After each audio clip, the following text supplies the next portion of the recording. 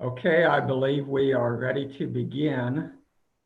Good morning, everyone. Welcome to the July docket of the Kansas Court of Appeals. I'm Judge Thomas E. Malone. We also have on this panel Senior Judge Patrick McEnany and Senior Judge James Burgess. We are conducting the hearings this morning by Zoom, which is not my preferred way of having court hearings, but nevertheless, it's what we're doing these days under our court's special COVID-19 rules. I'd like to thank the attorneys for your cooperation in participating in the hearing in this manner. Let me make a few preliminary remarks before I call the first case. I remind the attorneys that we have read your briefs, so we're familiar with the facts of your case and what the issues are. You might keep that in mind as you make your arguments this morning. As the presiding judge, I'll be the timekeeper. Each party generally is given 15 minutes for your argument unless it's designated differently on the docket. And as it happens, I think both of the hearings that we have this morning are designated for 20 minutes for each side. If there's more than one attorney per side that's going to be arguing the case, you need to decide in advance how you wish to divide your time. And then the appellant's attorney should let us know at the beginning of your argument if you wish to reserve any time for rebuttal. After the arguments are made this morning, your case will be deemed submitted for decision. And after that, the court will take the case under advisement, and we will get a written decision out to you and your clients just as soon as we possibly can. So with that, I'll go ahead and call the first case on the docket. It's from Sedgwick County. It's number 120061. Entitled Lanier Trucking, Inc. and Stephen Lanier versus James J. Long. This appeal involves a dispute between a trucking company, one of the owners of that company, and an attorney who represented the company. First of all, who do we have here for the appellant? That would be Brian Wright of Wright Law Office of Hays, Kansas, Your Honor. And who do we have here for the appellee? Michelle Mo Whitty of Martin Pringle. All right, Mr. Wright, we will begin with you. First of all, do you wish to reserve any time for rebuttal? Yes, I'd like to reserve 5 minutes. That is granted. And I guess I should say that in this case, of course, we also have the jurisdiction issue. And I might note that the court received both of your responses, your written responses to that yesterday. We've reviewed those responses. You can go ahead and address that issue along with everything else in your arguments this morning as you see fit. So Mr. Wright, whenever you're ready to begin. Okay, thank you, Your Honor, and may it please the court. I will address very briefly the jurisdiction issue and simply state that in the response that we filed yesterday, I do believe that sets forth our position as clearly as it can be set forth. I don't have anything to add to that in the oral argument. I don't want to forget to say that, so I wanted to say that first. You might speak up just a little bit. I'm having some difficulty hearing you. Okay, I will speak up. That is just fine. Can you hear me better now? Yes. Okay. So on behalf of Lanier Trucking and Steve Lanier, Well, can I ask one question about the jurisdiction issue before you? Yes. All right. You're basically conceding then that there's one claim, Lanier's non-rest related breach of fiduciary duty claim, that's still pending in district court and was never resolved. Is that correct? It does appear that way, Your Honor. Yes. All right. Okay. On behalf of Lanier Trucking and Stephen Lanier, may it please the court, I would like to start today's argument by focusing not on the first issue in the brief, but on one of the subsequent issues in the brief, I find, and on behalf of my clients, I urge this court to find that there was a continuous representation. And I want the court to focus on the continuous representation issue first. I think, and my clients urge this court to find that Mr. Long represented Lanier Trucking Incorporated during the period between 2012 and at least until February 26th of 2015. That one single fact helps resolve most of the issues in this appeal, and I will explain. Well, in your brief, did you really argue this point that the court erred in finding that the continuous representation rule was case specific? I believe that I urged the court to consider the Morrison case, and I did mention that specific point as part of my analysis of the Morrison case and its application to this case in asking the court to find that Judge Woolley erroneously found that the statute barred claims of Lanier Trucking, Inc. So yes, I do believe I did. The Morrison case, as the court is familiar, it was a decision of this court. The Morrison case involved Mrs. Morrison, who was a trust client of the Watkins Calcara firm in Great Bend and of and had a trustee also in an accounting firm in Great Bend. That case held that over a period of many years, more than 10 years, because the statute of repose actually came into play on some of the claims that were asserted in that lawsuit. The court held that both as to a legal representation by a lawyer of a client and as to a fiduciary duty of a lawyer or an accountant in that case to a client, that there was a tort duty that continued as long as that representation continued.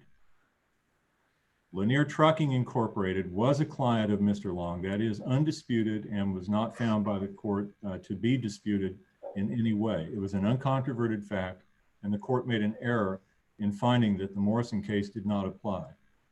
Judge Woolley, as I pointed out in the brief, Judge Woolley looked at the Pancake House case and other cases related to that one and stopped his analysis there without going on and dealing with the Morrison case. Here is what Judge Woolley found to be uncontroverted facts related to the representation by defendant James Long of Lanier Trucking Incorporated. That during the years of 2013, 14, and 15, based upon bank records that were obtained in discovery, a former employee named Mr. Gilmore rendered an opinion based upon those bank records. And this was in the additional facts in opposition to the first motion for summary judgment that were adopted by Judge Woolley in his decision on the second motion for summary judgment, and again adopted by him as part of his decision on the third motion for summary judgment.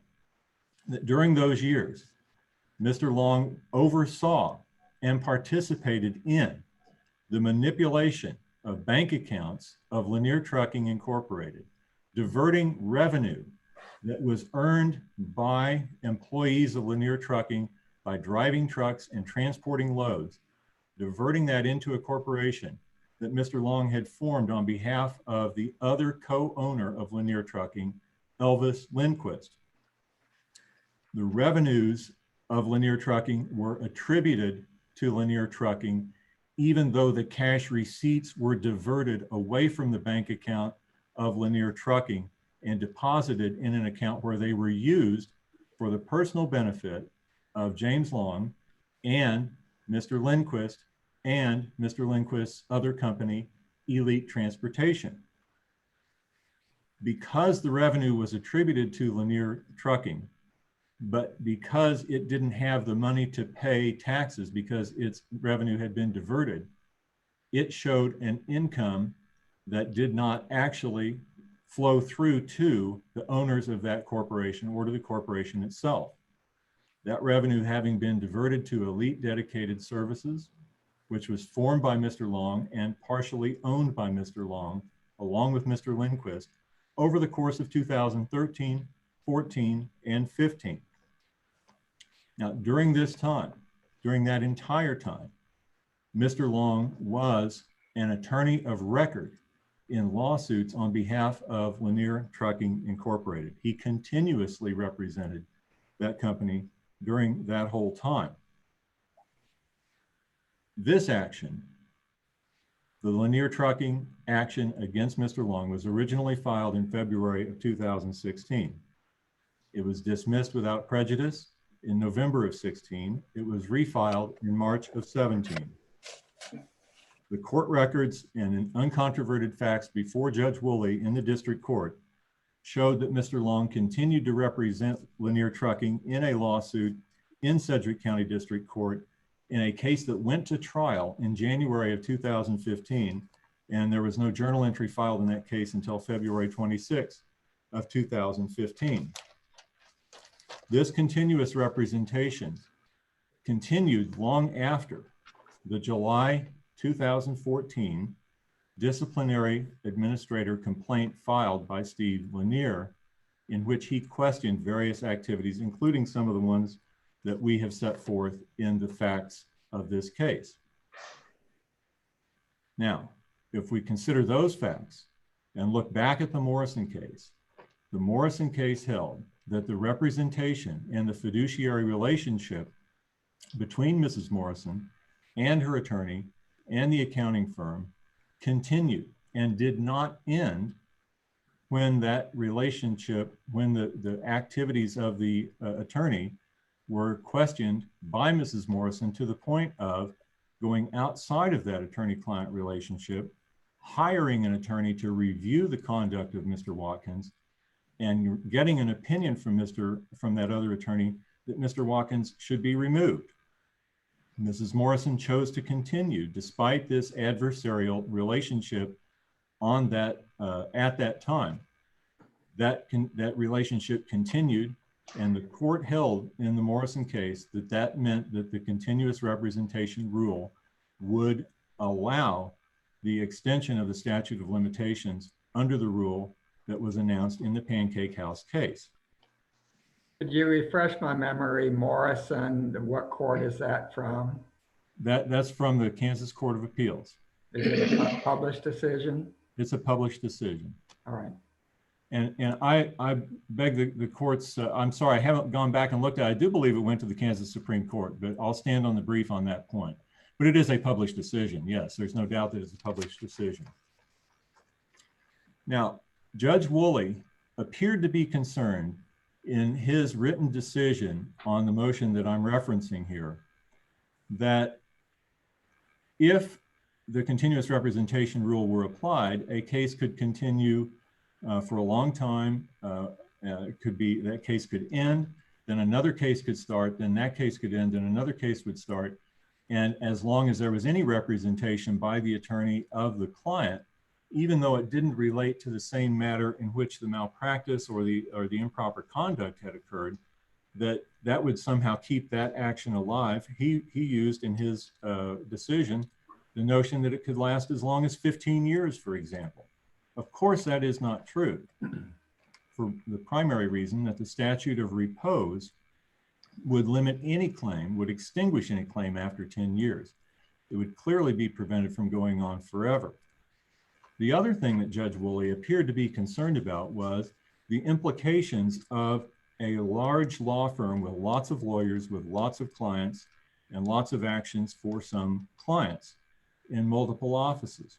Of course, that does not concern us in the least with a solo practitioner, Mr. Long, who actually had an office located within the premises of Lanier Trucking Incorporated during the entire time of the actions at issue in the case.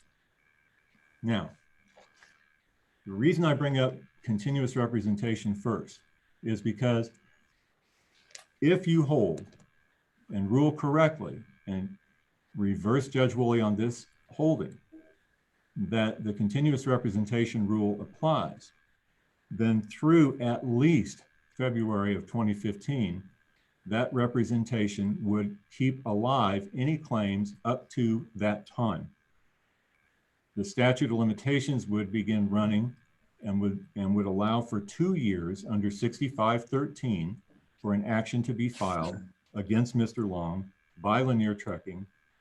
This would mean that all of the claims related to the rest properties litigation, what we call the rest claims, would all survive and would all be encompassed within the February 2016 filing of Lanier 1 as being within less than a year after the continuous representation had ended. For the non-rest claims in Lanier 1, which we'll address here in a minute, they would also be encompassed within that less than a year after the end of the representation when that first lawsuit in Lanier 1 was filed. As to some of the claims that were brought in Lanier 2, if the court decides against us on Lanier 2, we would be off by about a month because Lanier 2 was filed March of 17 after the continuous representation ended in February of 15. You have a couple minutes left before you did your first 15. Thank you. My analysis of 6518, the savings statute, on behalf of my clients is quite clear and well set forth in the brief. In Lanier 1, we alleged multiple actions by the defendant that were wrong on numerous occasions, multiple ways on numerous occasions. Judge Woolley said that because some of those activities occurred as early as 2013, and because Mr. Lanier was aware and others for Lanier Trucking were aware in 2013, that forever barred any claim for torts that occurred in 2014 and 2015. That, of course, cannot be appropriate. No plaintiff can waive a claim for a future claim that doesn't exist yet because a cause of action doesn't accrue until substantial injury occurs. The original claim for multiple ways on numerous occasions was clearly sufficient under notice pleading standards. It met the requirements of 6208 for setting forth a claim. It did not require specific pleading under 6209, and therefore, after the dismissal of the original claim, the more specified claims that were brought in the second action were clearly substantially similar because they were the same as the allegations that were made in the first one. They were just set forth in more detail. Finally, I want to mention at least the Steve Lanier individual claims in which the court granted summary judgment because of Mr. Lanier's signature on a settlement agreement in the rest properties litigation. I do believe that the brief sets forth our position quite clearly on this. I simply want to mention that the key point is that Mr. Lanier signed a document that was never explained to him and that no one told him would result in him giving up his corporation's right to recover money in that lawsuit and his own interest in that corporation that was being sued. This rest litigation was a mess, and to expect that Mr. Lanier would understand the intricacies of it, and they're all set forth in the facts that we presented to the court, for him to be able to understand that as a non-lawyer and as a person who was kept in the dark by Mr. Lindquist and by Mr. Long is certainly something that this court ought to doubt. And the facts that were set forth at the time that we presented the argument to Judge Woolley set forth that he didn't understand what he was signing. He was not given the information that he was required to be given by the defendant, and he would never have agreed to the transaction. Now, those are fact issues that should be decided by a jury, not by the trial court on a motion for summary judgment. We urge the court to reverse all of the issues that we have set forth in the brief. Thank you. Thank you, counsel. We'll now hear from the appellee. May it please the court. It is the appellee's position that the district court properly decided that all claims by all parties were barred by the statute of limitations. I'd like to start by briefly addressing the jurisdictional question that the court raised. Certainly our response was filed with the court just yesterday, but it's our position that the 3 decisions rendered by Judge Woolley necessarily resulted in a final determination of all issues as to all parties in this case. Indeed, the 3rd and final order that Judge Woolley issued specifically addressed the non-res related claims. And this decision was based upon the fact of the date of injury. And if you look at Judge Woolley's decision in the record in volume 2 at page 376, he states both Long's actions and the alleged injury to LTI were known or reasonably known to Lanier, not LTI, to Lanier in 2013, more than 2 years before Lanier 1 and Lanier 2 were filed. And Long's breaches of fiduciary duty were ascertainable in 2013. And we've discussed in the brief, and certainly Judge Woolley discussed in his order, that Lanier's knowledge as an officer, director, owner of LTI was imputed to LTI. So therefore, this ruling disposed of both Lanier and LTI's non-res related breach of fiduciary duty claims based upon the statute of limitations. The appellant provided the court with some email correspondence between counsel over whether these decisions resolved all issues. And we took different positions at that time. Those emails were exchanged on September 5th and 6th. But certainly appellee was left with the understanding that the appellants had reached the same conclusion based on the docketing statement that was filed in this case. Of course, the appellants were asked to answer the question, is the order appealed from a final order? I.e., does it dispose of the action as to all claims by all parties? And indeed there, the appellants answered yes. So appellees in briefing this were certainly under the impression, and it appears appellants were as well, that we did indeed have a final order from the district court resolving the jurisdictional question here. I'd like to start by addressing the continuous representation question that Mr. Wright raised with the court. I think it's important as the court looks at the Morrison decision that the court there was very quick to note there was a question as to how much Mrs. Morrison knew about her financial state of affairs. We don't have a question like that in this case. And I think, as the court examines the factual issues and what Lanier and LTI both knew in this case, it becomes very apparent that back in 2013, they knew everything that they needed to know for a cause of action to accrue. And for a cause of action to accrue, to start the running of the statute of limitations, we need to look at what they knew and when they knew it. And of course, we provided a table in our brief on page 27, setting forth the facts that were known to both Lanier and LTI. And certainly in 2013, Mr. Hudson and Mr. Gilmore had told Steve Lanier about the formation of EDS. Mr. Gilmore had told Mr. Lanier that he believed revenue generated by LTI was being deposited into the EDS account, and that LDI should have been compensated for labor and fuel and equipment. And Mr. Gilmore told Mr. Lanier, you need to talk to Mr. Lindquist about this.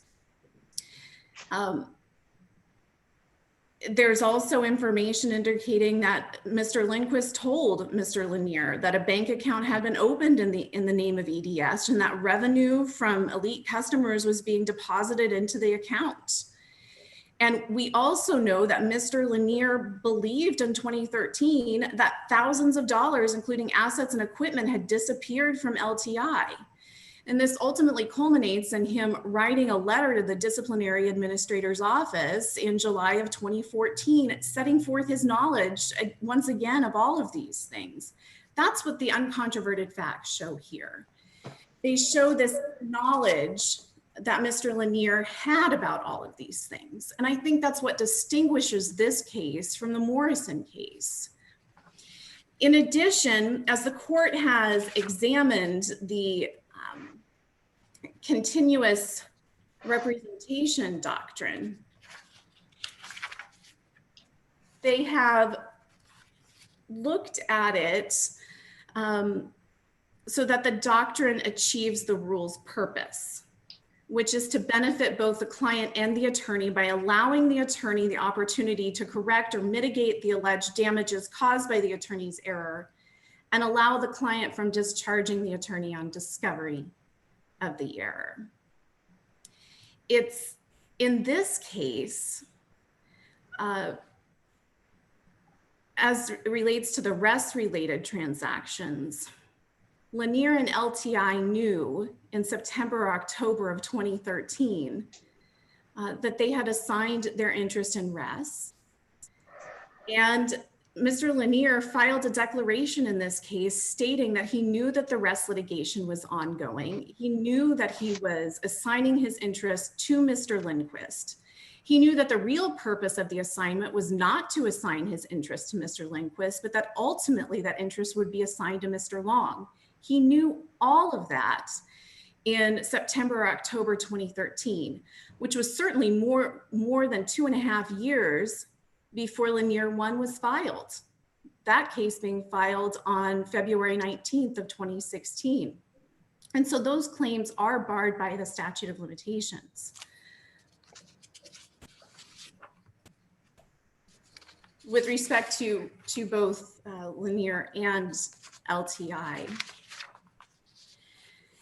And I don't think that there's any reason to even get to the savings statute issue with respect to those claims, because KSA 6518 states that the savings statutes only applies if the claim was first filed in due time. And those claims were not filed in due time. With respect to the non-rest related claims, any injury to LTI and Lanier concerning Long's actions related to EDS were known or reasonably ascertainable to LTI and Lanier in 2013. Also more than 2 years before the filing of Lanier 1 and Lanier 2. And so it's our position that the district court correctly ruled that LTI and Lanier's non-rest related claims were barred by the statute of limitations. Again, if we look at the facts here and the table that was included within our brief, I think sets forth those facts nicely for the court, it becomes very apparent that Lanier and LTI knew all of these facts, that they were indeed ascertainable to them in 2013. And the statute of limitations does not begin to run until the act giving rise to the cause of action first caused substantial injury, or until the fact of injury was reasonably ascertainable. And I think it's also important that the case law says that this is objective knowledge of injury. And it's not the extent of the injury that triggers the running of the statute of limitations. So for example, if you had a leaking roof, that's enough to tell you that you've got an issue. It doesn't take an expert coming along later to tell you the cause of it. And we cited to the Friends University versus W.R. Grace case for that proposition. So here, based on everything that Lanier and LTI knew back in 2013, that gave rise, objective knowledge to the fact of injury. And it was reasonably ascertainable in 2013.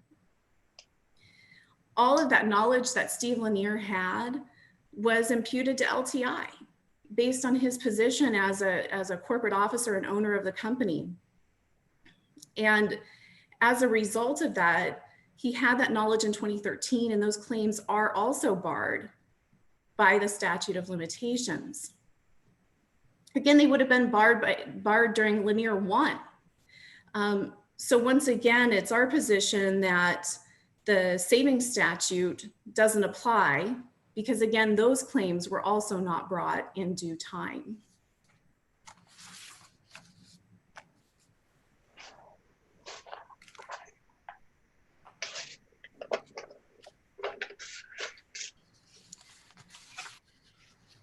I think I fully stated our position. Certainly, if there are any questions from the court, I'd be happy to entertain those.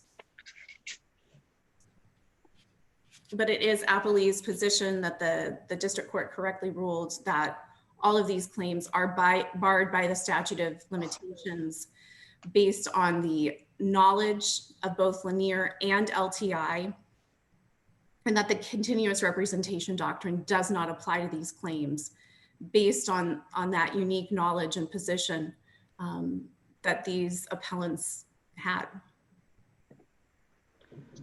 All right, counsel, thank you for your argument. Mr. Wright, we'll return to you for your rebuttal. And in your rebuttal, I'd like you to focus on the jurisdiction issue. And let me begin with a question. In your written response, you conceded or you agreed with the appellee that LTI's non-res related legal malpractice claim is barred by the statute of limitations for the same reasoning as the breach of fiduciary duty claim. At least I thought that you agreed with the appellee's argument on that. They all arise from the same transaction. So my question is, why doesn't that same reasoning apply to Lanier's non-res related breach of fiduciary duty claim? Oh, that's a good question. I think that arguably it would.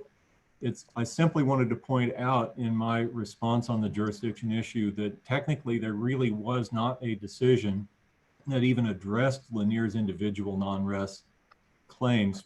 While with regard to the LTI, I think that the judge's decision can easily be read to encompass anything that had to do with fiduciary duty and legal malpractice, even if in his final holding on the last page of that opinion, he didn't specifically state it.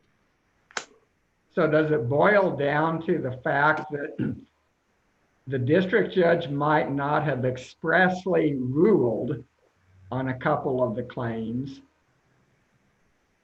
If we apply the court's reasoning, it would dispose of those claims. Is that correct? I think that's probably a fair reading of it, yes. All right, thank you. Okay. I would like to, in the balance of my argument, go back to a couple of points. Now, the continuous representation rule in Morrison, which was a Kansas Court of Appeals case from 1996 and has never been overruled or questioned by this court or by the Kansas Supreme Court. It's pointed out in the argument by Mr. Long's counsel that the plaintiff in that case, Mrs. Morrison, that it's noted in the opinion that there was some question as to how much she understood about her financial affairs. And that apparently then gives rise to a logical inference that maybe it's okay that she was allowed to bring this case because she didn't really understand that there was a problem. But I want to urge this court to understand that's not what the holding and the ruling of the court was. The holding of the court was in light of these facts about Mrs. Morrison, that she went outside the attorney-client relationship with Watkins and hired another attorney to review his actions. That attorney then questioned Watkins's actions and advised Mrs. Morrison to fire Watkins. She chose to continue with Watkins, and it doesn't imply, and it doesn't say in that opinion that she continued with Watkins because she really didn't understand her financial affairs. It said that she continued because that was her choice after getting the independent opinion of another attorney. Now, that court held that under those circumstances, the continuous representation rule applied. The statute of limitations would not run on that legal malpractice claim or that breach of fiduciary duty claim until she discharged that attorney. Mr. Long, in this case, continuously represented Lanier Trucking Incorporated through the whole time of 2013, 14, and 15. The bank records indicate, and the affidavit from Mr. Gilmore indicates that over the course of 13, 14, and 15, to well within 2 years of either of the Lanier trucking actions against Mr. Long, that he oversaw the raiding of Lanier Trucking for the benefit of himself and Mr. Lindquist. Certainly, Mr. Lanier questioned that and filed a disciplinary complaint. The conduct continued. Judge Woolley ruled that because Mr. Lanier knew back in 2013 that something was wrong, because people had told him that something was wrong, that somehow that bars him from making a claim for actions that occurred in 2014 and in 2015. He can't waive a tort that hasn't occurred yet. He can't accrue a cause of action under 6513B until the action of the defendant causes substantial injury. So in 2014, in 2015, when money is being diverted from Lanier Trucking Incorporated to Mr. Long and to his other client, Lindquist, every time it happens, it's a tort, and every time the 2-year statute starts running. We urge the court to send this back to Judge Woolley with instructions on the applicable law that the continuous representation rule allows this claim to proceed, and this case should go to trial. Thank you. All right, counsel, thank you very much for your briefs and your arguments. We appreciate everything. That concludes this hearing.